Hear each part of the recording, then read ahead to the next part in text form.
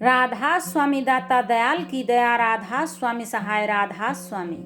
यह पुस्तक है अनमोल चरित्र और इसमें परम संत हजूर ताराचंद जी महाराज का जीवन चरित्र वृतांत है।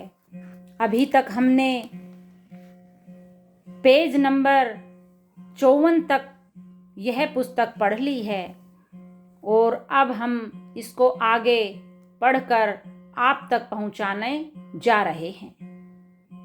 ये सभी हुजूर ताराचंद जी की जुबानी है। वो अपने शब्दों में ही हमें जो बता रहे हैं वो हम आप तक पहुंचा रहे हैं। स्पष्टवादिता। मेरे जीवन की 2 चोरियां। मैंने भी 2 चोरी की थी, ज्यादा नहीं की। आपने सुना होगा फागुन के दिनों में हमारी तरफ घुंघरू बांधकर बहुत नाचते थे और डफ बजाया करते थे।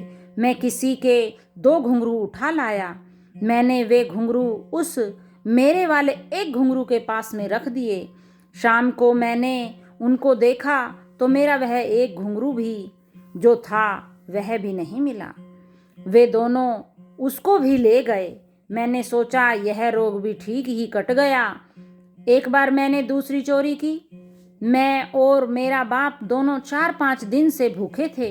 रोटी खाने के लिए नहीं थी। खेत में बाजरा भी बो रखा था।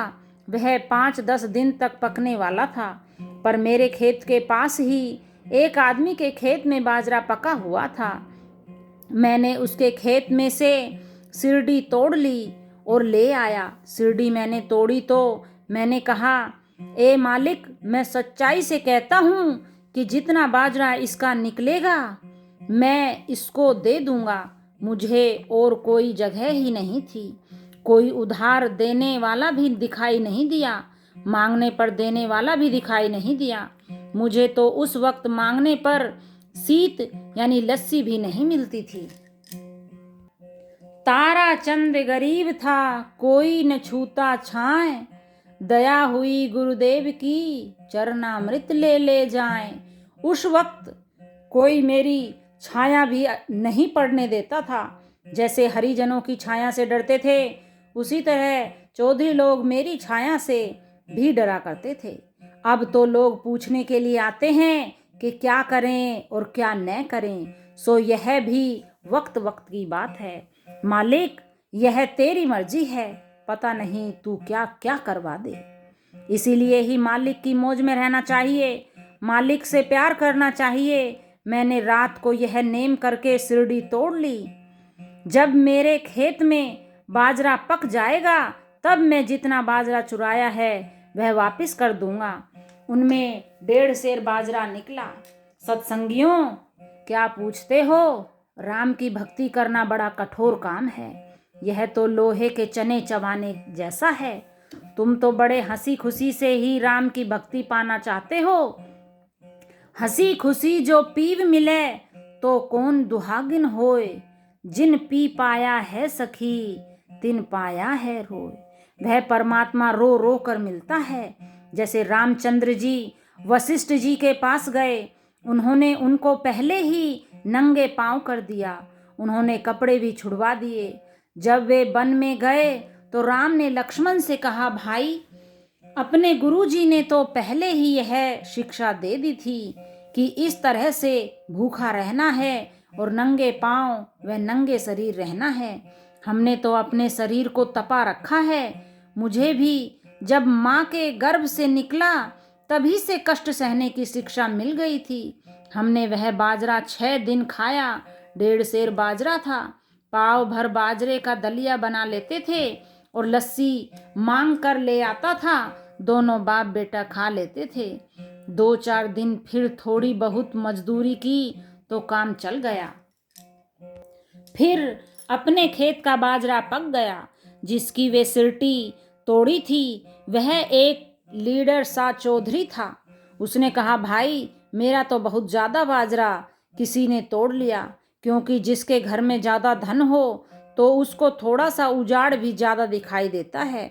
मैंने पूछा, चाचा, कितना तोड़ लिया है? उसने कहा, भाई, मुझे तो पता नहीं, मन बाजरे की या धोन यानी 20 शेर की सीरटियाँ किसी ने तोड़ लीं। सीरटियाँ बहुत ज़्यादा तोड़ ली हैं। मैंने कहा इतनी नहीं तोड़ी हैं, थोड़ी ही तोड़ी हैं। उसने कहा नहीं। मैंने कहा मैंने ही तोड़ी हैं। उसने कहा तूने तोड़ी है, तू तो भगत है, तू नहीं तोड़ सकता। मैंने कहा भगत ही डूबा करता है। मैं भगत था इसलिए ही बताता हूँ, नहीं तो बताता भी नहीं। उसने कहा मैं कैसे मानूं? मैंने कहा मैं वे सीरटियाँ गिना दूंगा, फिर तो तू मान लेगा कि नहीं? उसने कहा ठीक है। मैंने कहा मैंने 125 सीरटियाँ तोड़ी हैं। मैं उसको ले गया और उसको 125 सीरटियाँ गिनवा दी, एक भी सीरटी फालतू नहीं पाई। फिर भी उसने यही कहा कि ये तूने नहीं तोड़ी, तू भगत है। ए सत्संगियों, यदि तुम मालिक की तरफ एक डग सरको तो वह कहता है कि जो तू सरके एक डंग, मैं सरकूं डंग 8, और तू करड़ा होए रहे तो मैं सूं करड़ा काठ। उस परमात्मा की तरफ एक डंग भी सरकोगे तो कोड़ी जन्मों के पाप कट जाते हैं। जब बाजरा चोर लाया और सीरटियाँ तोड़ लाया, फिर भी उसने कहा तू चोरी नहीं कर सकता है, क्योंकि तू तो राम का भगत है, तू चोरी नहीं कर सकता है। परमात्मा की आड़ में पता नहीं भगत कहलाने वाले क्या क्या काम करते हैं। फिर भी वह प्रभु कहता है कि नकली से मैं असल बनाऊं, राम साम दाम दंड भय देकर फिर भी सीधे रास्ते लाऊं। अर्थात मैं नकली से भी असली बना लेता हूँ और फिर साम दाम दंड भय देकर सीधे रास्ते लगा देता हूँ। जो कोई भक्ति करे कपट से, ताको भी मैं अपनाऊं। अर्थात तुम कपट से भी परमात्मा का नाम लोगे तो भी अच्छा है, वह मालिक अपना लेता है। पर तुम करोगे ही नहीं तो फिर वह किसे अपनाएगा? भक्ति का अर्थ है कि उस नाम पर लट्टू हो जाओ और हर चीज को भूल जाओ, अपने आप को भी भूल जाओ। पर हम ध्यान में बैठते हैं तो किसी को घर, किसी को बच्चे, किसी को गाय भैंस, किसी को घोड़ी, किसी को राजनीति, किसी को कुछ चौधर दिमाग में आएगी। छोटा सा होकर रहना बड़ा मुश्किल है। मैंने यह प्रण किया था कि बाजरा निकालते ही दे दूंगा। बाजरा निकला और मैं देने गया तो उसने नहीं लिया। उसने कहा नहीं, तूने चोरी की ही नहीं। मैं वह 1.5 सेर बाजरा जाकर मंदिर में डाल आया। राधा स्वामी। अगत वाला ही तो जुल्म हो रहा है। मैंने कभी किसी को कोई चीज दे दी तो वापस नहीं मांगी। किसी से कोई चीज मांगी भी हो तो कोई भी बता दे, यह भी बता देता हूँ। कई माता बहन पैसे दे देती हैं, उनको वापस नहीं मिलते हैं, तो उसके साथ मरना मारना मत करो। यह सोचो कि तुम्हारी तरफ से यह पिछले जन्म की मांगता होगा और पिछले जन्म के नहीं हैं और ये नए चढ़ाए हैं, तो फिर जन्म लेना पड़ेगा। फिर तो जहाँ आस वहीं बास, फिर जन्म लेना पड़ेगा और कर्जा न चुकने तक बार बार जन्म लेने पड़ेंगे। इसीलिए अपने विचार अच्छे रखो।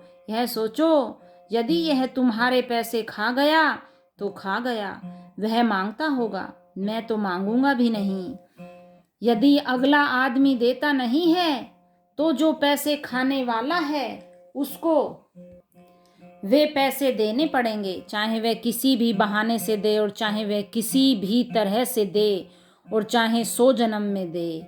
मैं आपको सवेरे सवेरे एक सच्ची बात बताता हूँ। मेरे बाप ने मुझसे कहा आज घर में अनाज नहीं है। मैंने कहा बता तो फिर मैं क्या करूँ? उसने कहा देख ले। मैंने कहा हमें तो कोई उधार भी नहीं देगा। मेरे बाप ने कहा देता तो है। मैंने पूछा कौन देता है? उसने कहा कि बलियाली में एक मुसलमान है, वह देता है। उस जगह से कई आदमी लाए हैं। मैंने पूछा वह कैसे देता है?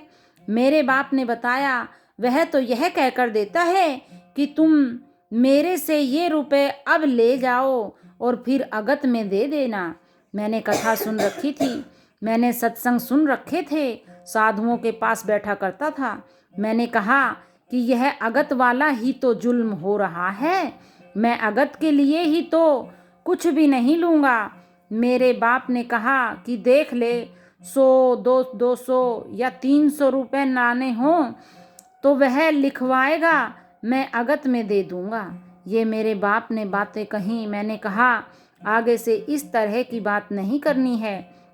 ऐसा भी हो जाता है, मैं यह अपनी बातें बताता हूँ और इस तरह अन्य का भी यही प्रभाव होता है। मैं अपनी संगत को किसी से मांगा हुआ अनाज नहीं खाने देता हूँ। सभी ही बताते हैं मुफ्त का खाने से मन बिगड़ जाता है। राधा स्वामी। यदि यह वीडियो अच्छी लगी हो तो लाइक करें और कोई सजेशन देना हो तो कमेंट करें। राधा स्वामी।